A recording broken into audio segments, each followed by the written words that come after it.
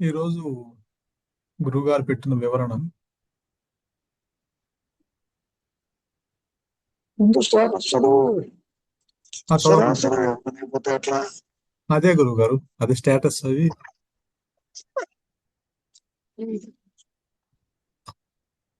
భూత భవిష్యత్తులు ఎన్నడూ వర్తమానాన్ని విడిచిలేవు కనుక నిత్య ప్రస్తుతాన్ని తెలుసుకొనుటయే సత్యజ్ఞానము అన్నారు భగవాన్.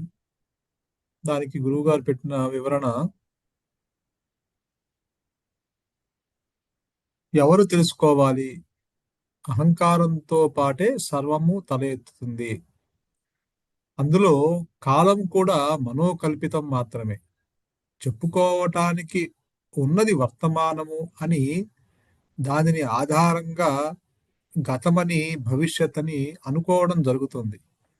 అసలు అహంకారమే పుట్టలేదన్నప్పుడు కాలానికి తావేది లేదు కదా. అది స్వయం ప్రకాశము, తురీయము, ఏకం, అన్యత్వము లేనిది. ఎరుక మాత్రమే అహంస్ఫురణగా సహజంగా ప్రకాశిస్తుంది. నిరంతరంగా సహజంగా ప్రకాశిస్తుంది నిరంతరంగా అని గ్రహించండి. ఒక్క అనుగ్రహం చేతనే ఆత్మజ్ఞానం ప్రకాశిస్తుంది తప్ప జీవుడిని మాయని ఉంచి అది ప్రకాశించదు. మౌనమే శరణ్యం. అలాగే మనకి ప్రతిరోజు భగవాన్ చెప్పే కోట్స్, దాని గురించి: హృదయంలో నా అనుగ్రహం కొరకు ప్రార్థించు, నీకున్న అంధకారాన్ని తొలగించి వెలుగును చూపెడతాను, ఇది నా బాధ్యత అన్నారు భగవాన్ రమణ మహర్షి. ఆ కొటేషన్ ఇక్కడ చెప్పారు. దానికి మన గురువు గారి వివరణ: సర్వాన్ని నడిపించేది ఆ హయ్యర్ పవర్, ఉच्चతర శక్తి మాత్రమే అని గ్రహించండి. నీవు ఇది చెయ్యి అది చెయ్యి అనడం ఆశ్చర్యమే. మరి కార్యకారణ సంబంధాలు ఉండవు కదా.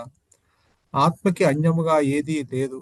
కాబట్టి సర్వాన్ని ఆ హయ్యర్ పవర్కి, భగవంతుడికి వదిలేయి, ఆయన చూసుకుంటాడు. అదే శరణాగతి. వ్యక్తిత్వాన్ని మిగుల్చుకోవద్దు. అసలు ఉన్నదే ఎరుక. అది నీకు అన్యంగా ఉంటే కదా. ఒక ఆభరణం బంగారానికి వేరుగా ఉండదు కదా. ఇక్కడ ఇక్కడ అంతేను. నీ అసమర్థతను గుర్తించి ఊరక ఉండుటే శ్రేయస్కరము. ఈ సర్వ సృష్టిని నడిపించేది అదేను. నీవు ఈ మాయలో నీవు ఈ మాయలో వారివే. నిన్ను వదిలిపెడుతుందా? లేదు కదా. నిన్ను అంతమొందించి తానుగా జ్ఞానవృత్తి చేత ప్రకాశిస్తూనే ఉన్న విషయం ఆత్మకే తెలుస్తుంది తప్ప జీవుడికి ఎన్నటికీ తెలియదు అని గ్రహించండి. ఇప్పుడు కూడా ఉన్నది ఎరుక మాత్రమేనని, లేనిది సృష్టి అని గ్రహించండి. మౌనమే శరణ్యం. గురుగారు అలాగే ప్రతిరోజు మనకు వచ్చే ఇంగ్లీష్ మెసేజెస్ లో కూడా కోపం గురించి చెప్పారు.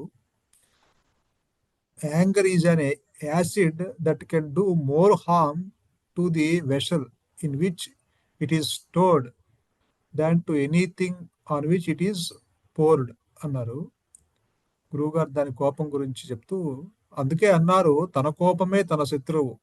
దాని అర్థం క్రోధం వల్ల మనస్సులో స్కార్ అంటే గీత పడుతుంది. అది మనస్సుని బాధిస్తుంది. శ్రీ ఆదిశంకరులు ఇదే విషయాన్ని చెబుతూ అరిషడ్ వర్గాలకి దూరంగా ఉండమన్నారు. అవి ఇతరుల కంటే నిన్నే సహిస్తుందని అర్థం. శత్రువులు బయట లేరు, నీలోనే ఉన్న ఈ శత్రువులు నిన్ను సర్వనాశనం చేస్తాయి అని అనుక్షణం జాగరూకులై ఉండటం ఎంతైనా అవసరం ఉంది. మౌనమే శరణ్యం. ఇక్కడ చిన్న మిత్రులు పంపిస్తాను నాకు. గురువు గారు, డేంజర్ బదులు డీ తీసేస్తాను. అది డి తీస్తే యాంగరే. అంటే యాంగర్ అనే బదులు డేంజర్ ఉన్నది అని అర్థం. నా గురువు గారు అంటే డీ తీసేస్తాను అంటే అర్థం ఏంటి? డీ చేతికి ప్రమాదం. అవునవును. కాబట్టి నాయన కోపతాపాలకి నీవెంత దూరంగా ఉంటే ఆ, అంత శ్రేయదాయకంగా ఉంటుంది. గురువు గారు. ఉమ్, కాబట్టి అసలు నీకు కోపం ఎందుకు రావాలి? ఫస్ట్ పాయింట్, అంటే ఎవరి మీద జరిగింది, రావాలి? అంటే ఏదన్నా ఒకటి మనం అనుకున్నది జరగకపోతే లేదా ఎక్స్పెక్టేషన్స్ పెట్టుకుంటే అది జరగకపోతే. ఎవరి మీద కోపం చూపిస్తా? ఉమ్, బాస్ మీద చూపిస్తావా? దేవుడి మీద చూపిస్తావా? గురువు ఇంట్లో గారు. ఉన్న వాళ్ళ మీద చూపిస్తావా? ఎక్కడ చూపిస్తావు? ఆ, అంతే కదా గురుగారు, బయట వాళ్ళ మీద చూపిస్తే ఊరుకోరు కాబట్టి ఇంట్లో వాళ్ళ మీద చూపిస్తారు. వీడు ఊరుకున్నట్టు అనిపిస్తుంది. ఆ, నీకంటే ఎక్కువ లోపల కొద్దిమైన గురువు గారు. కోపాగ్నిలో జీవుడు దహించబడతాడు. ఉమ్, విడిగా ఎక్కర్లేదు. గురువు గారు. సరే, ఇంతకీ కాలం గురించి ఏమని చెబుతావు చెప్పు. అంటే అదే ఇక్కడ మరి భూత భవిష్యత్తులు ఎన్నడూ వర్తమానాన్ని విడిచిలేవు అన్నారు. అంటే ఇక్కడ వర్తమానం అంటే నేనున్నా అన్న ఎరుక అని చెప్పుకోవచ్చు గురువుగారు. చెప్పుకోవచ్చు, కానీ అది వర్తమానం కాదు కదా. ఆ, అది ఎవరి ఎగ్జిస్టింగ్ అది. అంటే అది ఎప్పుడు వర్తమానంలోనే ఉంటుంది కదా గురువు గారు. వర్తమానంలో ఉంటుంది అనేది నీవు కాలదృష్టితో చూస్తున్నావు. ఆ, ఇప్పుడు కాల పరిధిలో చూస్తున్నావు. మనుషులు ఏమన్నారు? Yesterday now today now tomorrow now అన్నారు. Um, so now is the reality అని చెప్పడానికి ఎన్ని రకాలు ఆయన సూచించారు. గురువు గారు. పోనీ వర్తమానానికి భవిష్యత్తు గతం ఉన్నట్టుగా మరి ఆత్మజ్ఞానం ఉందా? ఉమ్, లేదు.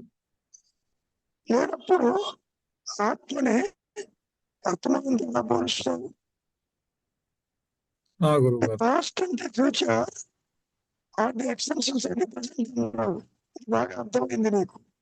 ఉమ్, అంటే ఇప్పుడు ఇప్పుడు వర్తమానము భవిష్యత్ అవ్వచ్చు కదా గురువు గారు. గతించిపోతుంది. ఇప్పుడు వర్తమానం గతంలోకి వెళ్ళిపోతుంది కదా. గతంలో పోతుందో పోదు, కొత్తగా వస్తుందో, గురువు గారు. కొత్తగా వచ్చేది వర్తమానం అవుతుంది. ఉమ్, సరే, ఏది ఏమైనా ఆత్మని వర్తమానం అని చెప్పటం కాలంతో సరైనది కాదు. గురువు గారు. ఏమైనా అంటే ఈ వర్తమానం అంటే అసలు ఎప్పుడు ఉండేదే కదా. అంటే ఇప్పుడు ఇప్పుడు వర్తమానం అంటే ప్రెజెంట్ నడిచేదే గురువు గారు, అంతే కదా దాని అర్థం. మనుషులు ఎప్పుడు ఉంచుకొని ఉమ్, నువ్వు చూడండి వర్తమానం ఇప్పుడు పాస్ట్ కూర్చుంది ఆ, తెలీదు. గురువు గారు. అవును. సో కెన్ యూ పాయింట్ వర్తమానం ఉమ్,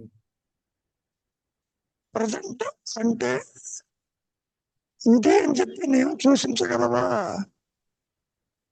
గురువు గారు సూచించలేదు. By that time you identify it is going past. అవును. అంటే ఒక భవిష్యత్తు, ఒక గతము ఉన్నది కాలానికి, కానీ ఆత్మకి లేదండి. గురువు గారు, అర్థమైంది. అంటే ఇప్పుడు వర్తమానం కూడా మార్పులో ఉంది. ఇప్పుడు ఇప్పుడు ఉన్నది గతంలోకి వెళ్ళిపోతుంది, అది మార్పు ఉంది. వర్తమానం అనేది లేదు అసలు. అసలు లేదా? మరి భగవాన్ కూడా వర్తమానంలో ఉండి నీవు జీవించు అంటారు కదా గురువు గారు. ఎందుకని? Yesterday now today now tomorrow now అంటే నవ్ చెప్పడానికి, ఆ, అంతేగాని దాని పాస్ట్ ఫ్యూచర్ ఉందని కాదు. ఉమ్, ఎప్పుడు ఉన్నది నీవు పుట్టక ఆత్మీయను, పుట్టాక ఆత్మీయను, నశించిన ఆత్మీయను గురు. అన్నాను. అంటే ఇప్పుడు ఆత్మ ఒకవేళ మీరు ఆత్మ గురించి మనం చెప్పుకుంటే ఆత్మ జ్ఞాన వృత్తి చేత తనకు తానుగా తన ఉనికిని తను గుర్తిస్తూ ఉంటుంది అన్నారు కదా గురువు గారు. ఇప్పుడు గుర్తిస్తూ ఉన్నది ఇప్పుడు గుర్తించింది, ఇప్పుడు మనం ఏదైనా ఇప్పుడు గుర్తించాము, అది అది కొంతసేపటికి గతంకి వెళ్ళిపోతుంది కదా గురువు. అట్లానే ఆత్మకి వర్తించదట. ఎందుకని ఎందుకని ఎందుకని కొత్త కొత్త ఆలోచనలు వస్తున్నాయి కాబట్టి. ఉమ్, నువ్వు గతాన్ని స్మరిస్తున్నావు కాబట్టి అది గతం అంటావు, ఇది నా బాల్యం అంటావు. అవును. ఇక్కడ ఆత్మ అట్లా గతాన్ని స్మరించదు, తనకు తానే ఎరుకలో ఉంటుంది. ఆ, ఆత్మకి గతం భవిష్యత్తు అంటూ ఉండదు. It is ever present consciousness. అంటే ఎప్పుడూ వర్తమానంలోనే ఉంటుంది అంటారా మీ ఉద్దేశం? మళ్ళీ వర్తమానం అనొద్దు నువ్వు. Okay, okay. వర్తమానం అంటే గతంలో భూతకాలం ఉంటుంది అక్కడ. ఉంటుంది. వర్తమానం అంటే పాస్ట్ ఫ్యూచర్ రెండు కలిసే ఉంటాయి. అంటే ఎప్పుడు ఉన్నదే కొత్తగా రాదని చెప్పడానికి వర్తమానం అన్నారు. ఆహా, దానికి ఆ కాలాన్ని జోడించారు అందుకని, అంతేగాని. ఇప్పుడు నీకు అదే అంటే వెంటనే నువ్వు ఏమంటావు, నీకు తెలియదు అంటున్నావు. అవును. ఎప్పుడు వస్తుంది అంటున్నావు, ఎప్పుడు ప్రకాశిస్తుంది తెలియదు అంటున్నావు. ఉమ్, కాలపరిధి చూస్తున్నావు నువ్వు. గురుగారు, అవును. Is it not? ఉమ్, నేను నీకు తెలుసుకోవాలంటే ఇంతవరకు తెలుసుకోలేకపోతున్నావు, ఎప్పుడు తెలుసుకుంటాను. అవును. కానీ దేహాత్మ బుద్ధితో అది తెలుసుకునేది కాదు. గురుగారు. సో కాల గమనానికి, జనన మరణాలకి, అహం స్మరణకి ఎట్టి కనెక్షన్ లేదు లేదు లేదు. ఉమ్, ఏమైనా గురుగారు. ఇప్పుడు లివ్ ఇన్ ప్రెజెంట్ అంటారు కదా గురుగారు, అంటే అది ఆత్మకి వర్తించదు కదా అసలు, వీడికి లివింగ్ ప్రజెంట్ అంటే దేహాత్మ బుద్ధితో నువ్వు ఆత్మను తెలుసుకోగలిగితే ఆ, వ్యక్తిత్వంతో అనుకోవచ్చు. ఉమ్. అది కొత్తగా అంటే వర్తమానంలో జీవించు అనేది దేహాత్మ బుద్ధికి వర్తించదు అది. వర్తించదు కదా. అసలు సృష్టి అనేది కాదు కదా, జీవుడు జగత్తు ఎగిరిపోతున్నది కదా. అవును. మరి జీవించేది ఎవడు? జీవిస్తున్నావు అంటే దానికి మరణం ఉంటుంది కదా. ఆత్మకి మరణం లేదు కదా, ఉదయిస్తున్నావు లేవుగా. లేవు. కాబట్టి నీకు అవగాహన కోసం చెప్పిన మాట గురువు గారు. ఎప్పుడు ఉండేది ఆత్మ. So no is the reality, కొత్తగా రాదని చెప్పడానికి దానిని కాలంతో జోడించవద్దు. Okay, okay. అంటే ఎప్పుడు ఉన్నదే అది అహం స్ఫురణ. ఇప్పుడు నిద్రలో ఉన్నదే జాగ్రత్తగా ఉంటుంది కదా, అవును. జాగ్రత్తగా ఉన్నదే కళ ఉంటుంది కదా. గురువు గారు. అర్థమే కాదు, నిద్రలో ఉన్నటువంటి దాన్ని తీసుకోవడం కదా. ఆహా. సుశక్తి జాగ్రత్త. సుషుప్తి మరి ఆ గతమే కదా గురువు గారు, మెలుకోగానే అది గతంలోకి వెళ్ళిపోతుంది కదా. అవును, గతంలో తీసుకురమ్మంటున్నారు మళ్ళీ. సుషుప్తి గతంలో, సుషుప్తిలో ఉన్న ఆత్మ జాగ్రత్తలో ఉంటుంది, స్వప్నంలో ఉంటుంది, ఆ నిద్రిస్తున్నా ఉంటుంది, సృష్టిగా ఉంటుంది. గురువు గారు. వ్యక్తిగత ఆత్మ అంటూ ఉండదు. ఉమ్. నువ్వు దేహాలు మార్చుకుంటుంటే సంస్కృతం మార్చుకుంటుందనే లేదు, లేదు, లేదు. తెర కాన్స్టెంట్ గా ఉంటుంది. బొమ్మ పైన ఇబ్బంది లేదు, పడకపోయినా ఇబ్బంది లేదు. అవునా? గురుగారు అవును అర్థమైంది. పొర మీద మంటలు కనపడతాయి, మంటుకోవల్ల ఉమ్, సునామీ తగ్గుతుంద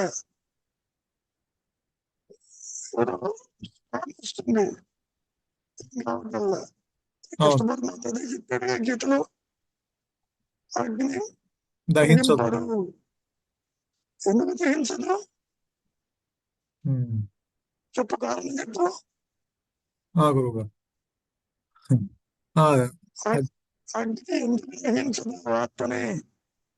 అవును అగ్ని దహించదు, నీరు తడపబడదు అని అన్నారు కదా. ఎందుకు? ఆ, ఎందుకని? అంటే అవి వీటికి అతీతంగా ఉంటుందని గురువు గారు. కారణం ఏంటంటే ఈ మాయకి ఆధారం నేను. ఆ,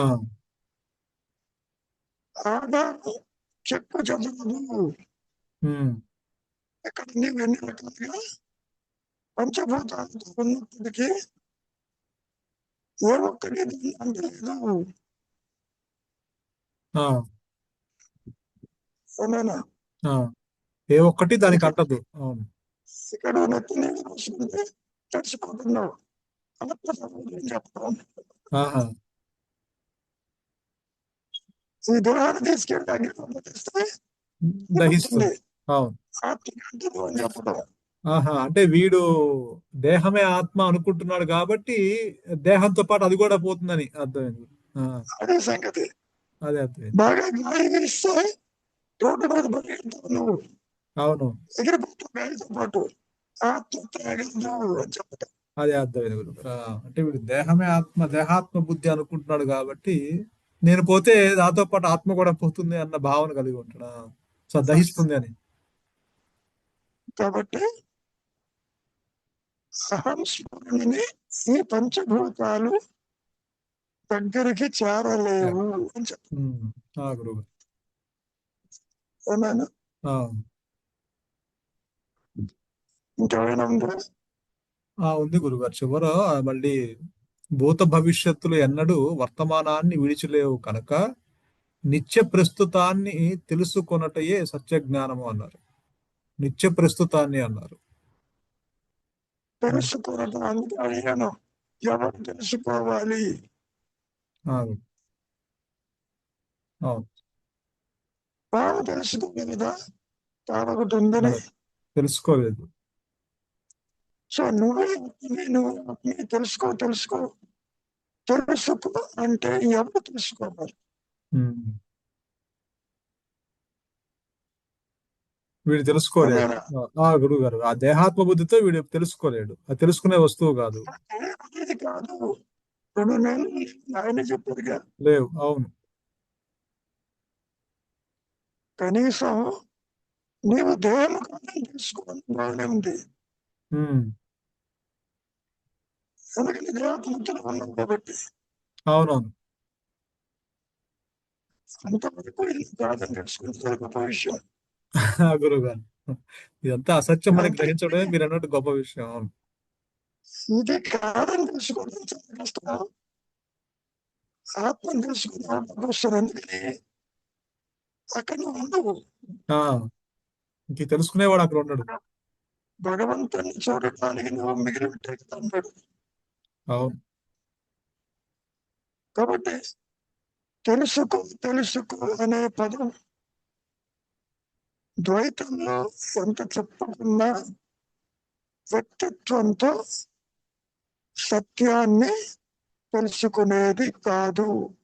ఉమ్. మనస్సుకు అందదు, ఇంద్రియాలకు అందదు, కాలానికి అందదు.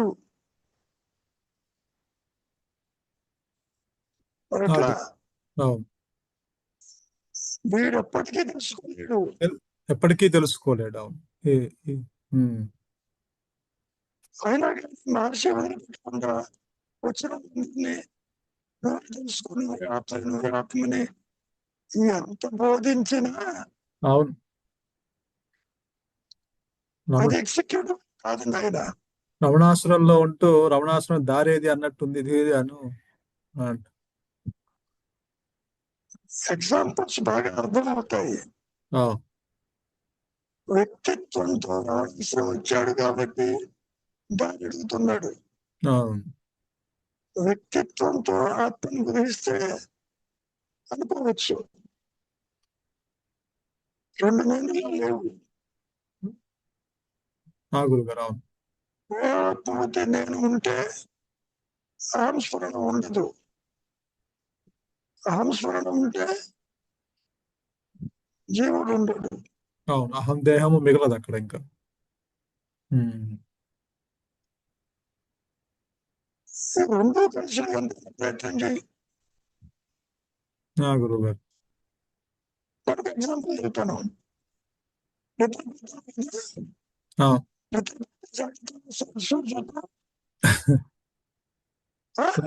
రాలేడు గురువు గారు. జాగ్రత్త కష్టం అది. సుషుప్తిలో జాగృతిని తీసుకురాలేము. నువ్వు తీసుకురాకల్లా నిద్ర జాగ్రత్త చెప్పుతున్నావు. ఉమ్. ఇక్కడేమో అవును. దీన్ని వదిలిపెడితేనే కానీ నీకు కారణానికి పోలే. గురువు గారు అవును. కాబట్టి నిద్రపోయిన లేపి నువ్వు ఆత్మను తెలుసుకోవాలంటే జాగ్రత్త అవస్థ తెలుసుకోలేకపోతున్నాడు. గురువు గారు అవును. ఒక అవస్థలో ఉన్నదే ఒక అవస్థ తెలుసుకోలేకపోతున్నాడు. నిజంగా అవును. నిద్రలోకి వెళ్తే అసలు జాగ్రత్త అవస్థలో ఏమో తెలియట్లేదు. జాగ్రత్త మళ్ళీ స్వప్న అలానే అది కారణదేహం అన్నప్పుడు సూక్ష్మదేహం. ఎందుకు తెలియదు? గురువు గారు ఎందుకు తెలియదు? ఇప్పుడు జాగ్రత్త వాస్తవం ఉంటుందో నిద్రలో ఉంది తెలుసుకుని ఉమ్. ఎందుకు తెలుసుకోలేడు? ఉపాధులు బలంగా ఉన్నాయి ఇక్కడ. గురువు గారు స్థూల సూక్ష్మ కారణదేహాలు. ఓకే. సో కనెక్టివిటీ లేదు అక్కడ. లేదు. దేహాదులు మార్చుకుంటున్నాడు. అంతేకాదు ఆత్మస్థితికి జాగ్రత్తలో ఉన్నటువంటి సృష్టికి అసలు కనెక్టివిటీ లేదు. ఉమ్. ఏ ఋషి చేతను వారధి నిర్మించబడింది ఆయన చెప్పుకున్నట్టుగా. అవును గురువు గారు. మరి తెలుసుకో అంటే మరి వీడి చేతిలో ఉంది తెలుసుకునేది. అంటే ఇప్పుడు ఆత్మలో సృష్టి లేదన్నారు. మరి ఈ మాయకి ఆధారము అదిగా ఉన్నది, కానీ సంబంధం లేకుండా ఉంది అంటే దానికి ఇది అసలు సృష్టి ఉన్నట్టు ఆత్మకి తెలియదు అంటారా గురువు గారు? అసలు తెలియదు కాదు, యాక్సెప్ట్ చెయ్యదు, జీవుల్ని గుర్తించదు, జనాన్ని గుర్తించదు. ఉమ్. తనకు తాను ఉంటుంది ఆత్మ. గురువు గారు ఇట్ ఈస్ ఎక్స్పాండెడ్ కాన్షియస్నెస్. కానీ అది అది తన ఉనికిని తాను గుర్తిస్తే ఎక్స్పాండెడ్ కాన్షియస్ ఎరుకత కూడి ఉంది. మరి ఇటు దానికి ఆధారం ఇటు పక్క మాయ కనిపిస్తుంది. అంటే ఈ మాయ ఉంది కదా. తాడికి తానుకి ఆధారం లాగానే ఉంది. తాడు గుర్తించలేదు, ఉంటున్నావు. తాడు అసలు ఎన్నటికీ గుర్తించదు పాముని. అంటే గురువు. ఆత్మ అన్నటికీ జీవుని గుర్తించదు. ఓకే. అక్కడ ఉపమానం ఎందుకు చెప్పాను? నీవు ఆత్మతో దేహతో ఉన్నావు కాబట్టి తాడుగా చూడు. పాము కలిగింది చెప్పు. పాము చూడగలను తాడిని. పాము చూడలేదు గురువు గారు. కానీ భయం కలిగింది. కానీ పాము లేదు, పాము ఉన్నట్లు భయం కలిగింది అంతే. భయం ఉంటుంది ఎందుకని? పూర్వస్మృతుల వల్ల. గురువు గారు అవును. అంటే ఇక్కడ లేని పాము తాడుని తెలుసుకోనట్టు. కూడా తెలుసుకోలేదు పాముని. పాము ఉన్నా కూడా తెలుసుకోలేదా? గురువు లేని తాడు కూడా పాము తెలుసుకోలేదు. పాము ఉన్నా కూడా అవును ఇప్పుడు ఈ మాయ ఉన్నట్టు కనిపిస్తుంది కదా. తాడులే నువ్వు తాడు ఎందుకు అయినావని, నేను ఎప్పుడు తాడుగానే ఉన్నాను, ఉమ్, తాడు కాలేదు నేను ఎప్పుడు హంసలుగా ఉన్నాను, జీవుడు జగత్తు ఈశ్వరుడు కాలేదు. నా గురువు గారు. నువ్వు కనిపించుకున్నాను ఆత్మ. ఉమ్, ఏమో మిగులు ఆ, మిగులు పడింది గురువు గారు. అంతే. అంటే ఇదంతా మరి ఇదంతా ఉన్నత అహంస్ఫురణ అని మళ్ళీ ఇప్పుడు బయటకు వచ్చి చెప్పటం వల్ల తెలిసింది. అది తెలియాల్సిన అవసరం లేదు కదా. బయటకు వచ్చినా రాకపోయినా ఉమ్, ఈ సహజత్వాన్ని ఎవరికి అందించరు. ఉమ్, దేహం లేకపోయినా నువ్వు ఉన్నావు కదా అనేది అర్థం కాదు. నా గురువు గారు. సో నేను ఉన్నాను అనేది ఎక్స్క్లూజివ్ గా ప్రకటించాలి. ఉమ్, ఇప్పుడు నీకు తెలుస్తుంది, లేకపోతే తెలియదు. నీకు తెలియదు. అంటే ఆత్మ జీవభావంతో తెలియదు. ఆ, బయటకు వచ్చి ఏం చెప్పింది మహర్షి, ఆత్మ అన్నాడు. శంకరుడు మాట అన్నారు, సర్వంగుడు ఇదం బ్రహ్మ అంటే ఆ గురువు గారు. ఉమ్. అంటే అక్కడ ఆ ఎప్పుడైతే ఆత్మ తనకు తానుగా ప్రకటించుకున్నప్పుడు మీరు ఆ వ్యక్తిగత ఆత్మ అనుభవాలు ఉండవు అన్నారు కదా. అంటే అక్కడ మనస్సు, ఆ దగ్ధబీజ మనస్సుతో గ్రహిస్తాడు, ఓహో ఉన్నది అహం స్ఫురణే అని గ్రహించి బయటకు వచ్చి చెప్తాడు. అంతేనా గురువు గారు? దగ్గర మనస్సు కూడా అక్కడ ఉండదు. మరి ఉండకపోతే మరి ఆ విషయం బయటకు ఎట్ట తెలుస్తుంది గురువు గారు? ఏది కాదు అంతవరకే. ఆహా. ఇప్పుడు ఆత్మ. నిద్రపోతున్నాడు, నిద్రలో మనస్సు లేదు. అవును. వచ్చి రాయించబోయింది నిద్రలో ఉంది, చెప్పు చూద్దాం. చెప్పలేను. ఎందుకు ఆ, చెప్పలేదు? ఆ. అక్కడ లేదు కాబట్టి మనస్సు. ఇక్కడ మనస్సుతో కూడిన ఆత్మ ఉండదు. Um, they are two different things. అసలు తాడే పామైంది అని పూజిస్తున్నావు నువ్వు. ఆ గురువు గారు. ఆత్మ జీవుడు జగత్తు ఈశ్వరుడైనరా కాలేదు, పాయింట్ అది. ఆ, అది కానీ చెప్పు చెప్పు. ఆత్మానుభవం ఆత్మకైనప్పుడు ఉన్నది అహం స్ఫురణే అని ఎలా తెలిసింది? ఎవరికి ఆత్మ తెలుస్తుంది? జ్ఞానవంతుడి చేత. ఆ, ఆత్మ మాట్లాడదు కాబట్టి దగ్ధబీజ మనస్సుతో బయటకు వచ్చి మాట్లాడుతున్నాడా? ఏం మాట్లాడుతున్నాడు? ఉమ్.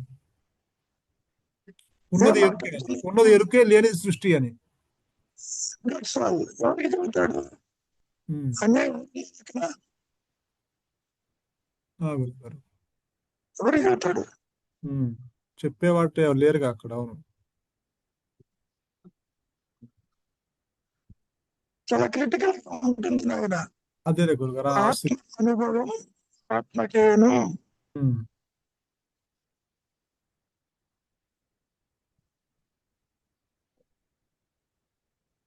అదే కనుక వ్యక్తిగత ఆత్మభావం అయితే డిఫరెంట్ లెవెల్స్ లో ఉంటుంది, అట్లా ఉంటుంది.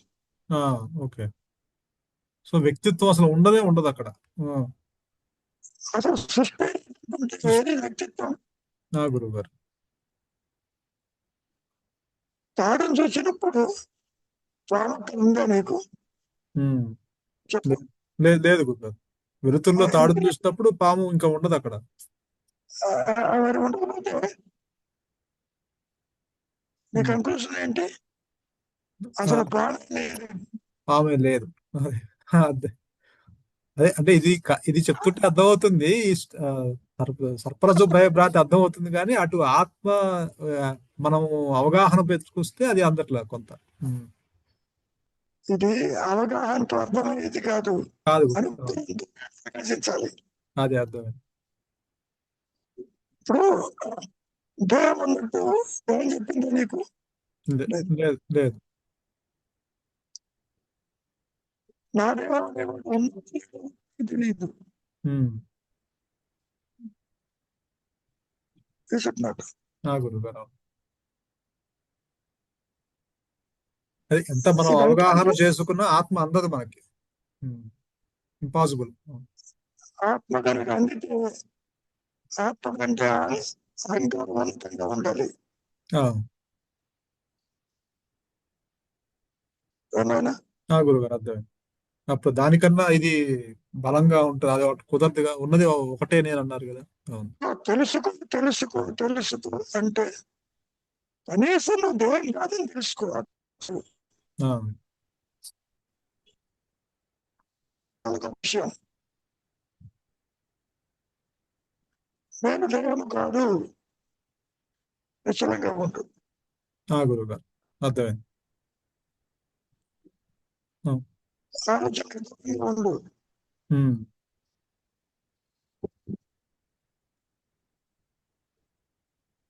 ఏమైనా అర్థమైంది గురుగారు. వీటి జోలికి వెళ్ళకపోవటమే అంటే అదే ఓ, పెద్ద మేలు ఈ దేహాత్మ బుద్ధికి. డెఫినెట్లీ ఇప్పుడు ఆ, ఆత్మ తెలుసుకో తెలుసుకో అంటే వీడి చేతుల్లో లేదు. కనీసం నీవు దేహం కాదని తెలుసుకో చాలిపోయి. గురుగారు అవును. చాలా గొప్ప విషయం. ఆ, దేహం పుట్టుక నీ పుట్టుక తెలుసుకో, అది గొప్ప విషయం. ఉమ్. దేహం లేకపోయినా నేను నిద్ర కనీసం తెలుసుకో అట్లా. అర్థమైంది. ఏమైనా గురుగారు అర్థమైంది.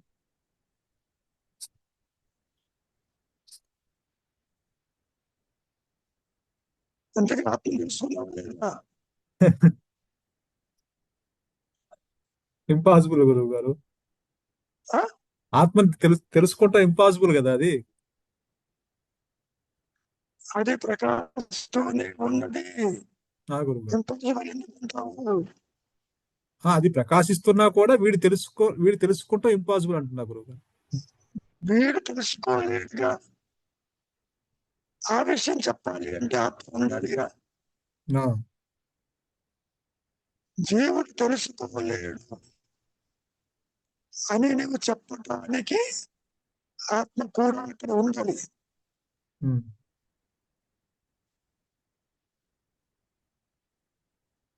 అదే నేను ఉన్నాను అన్న అహంస్వరం.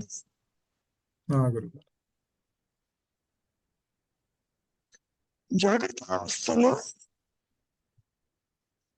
దేనిని తెలుసుకోకుండా నిశ్చలంగా ఉండు. నీకే తెలుస్తుంది నేను ఉన్నాననేది కంటిన్యూస్ ఎగ్జిస్టెన్స్ అని. నీకే అంటే ఆత్మగా. ఓకే.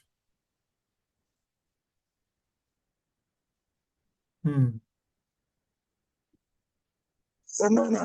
గురువు గారు అవును. ఆత్మగా తన అనుభవం ఆత్మగా తెలుస్తుంది. ఆత్మకే తెలుస్తుంది. అవును. గ్యారంటీగా తెలుస్తుంది. ఉమ్. పెట్టారు అంతే. గురువు గారు అవును. అనుగ్రహం ఎప్పుడు ఉన్నది. అనుగ్రహమే గురువు. ఆ గురువు లోపలే ఉన్నాడు. ఉమ్. ఆ గురువు ఆత్మను అంటూ మనం మహర్షి చెప్పాడుగా. ఆ, నేను అవునవును మీరు చెప్పారు, మహర్షి వారు చెప్పారు. అవును గురు. గురువు బయట లేదు. సరేనా? గురువు గారు ఎవరి గురువు వాళ్ళ గురువు ఆత్మే వాళ్ళ గురువు. గురువు అంటే దేహాత్మని అంతమందించి ప్రకాశించేది ఆత్మే కదా. ఆత్మ వేరు, దేహాత్మబుద్ధి వేరు అని అనుకోబాకు. ఉమ్.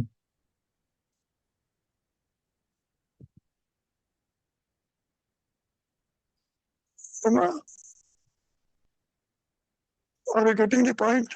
గురువు గారు అది అంటి పెట్టుకునే ఉన్నాడు కానీ తెలియదు, అది తెలియకుండా ఉన్నాడు అంతే. వీడికి ఎప్పటికీ తెలియదు. తెలియదు. ఇంత తెలుసుకునేది తెలుసుకోకపోతే, ఆలోచన లేకపోతే, నిశ్చలంగా ఉండు. ఉమ్. నిశ్చలతత్వ జీవన్ముక్తి అన్నారుగా. గురువు గారు. అవును. ముక్త స్థితి కొత్తగా రాదు. ప్రతి జీవి ముక్తుడేను. గురువు. ఆత్మ లేకుండా జీవుడు లేడు.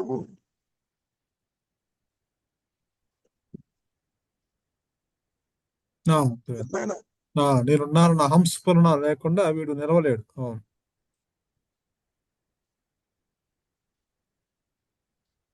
ప్రతి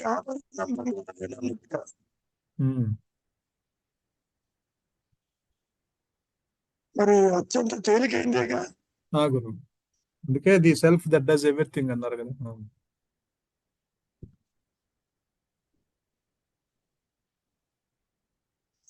అది నిజంగా చేస్తుందా అంటే దాని సాగిపోతూ ఉంటుంది.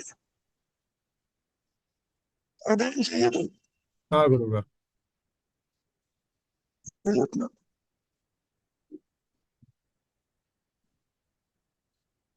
శ్రీనివాసరావు గారు